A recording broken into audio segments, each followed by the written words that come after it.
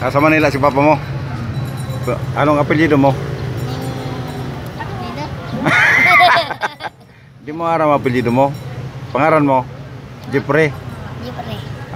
Yung purpose, ilang buwan? Ha? Ilang buwan yung purpose na withdraw ni mama mo? 3 buwan? 4 na buwan? Ha? 4 na buwan? Ano ba? 4 na buwan. 4 na buwan, boy? Ikaw, ano pangaran mo? Yan, Eric. Eric. Ano apelyido? Bernal, Tabirao.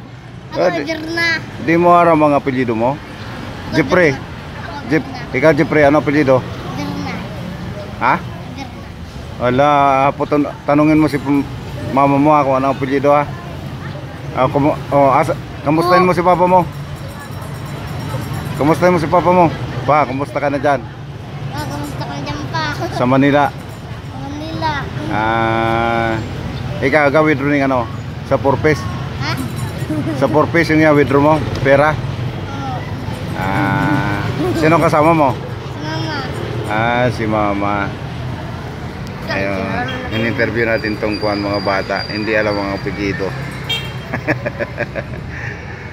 Ay, ikaw? Hindi mo alam ang apelyido mo? Anong grade mo na? Grade 2 po. Grade 2, di mo alam ang apelyido mo? Ako tuwing parang ako pa. Ano apelyido? 10. Ano, 10 years old ka na? Grade 10. Grade 10. Oo. 10. Jeffrey, ano ang apelyido mo? Jeffrey ano? 10. Jeffrey ano?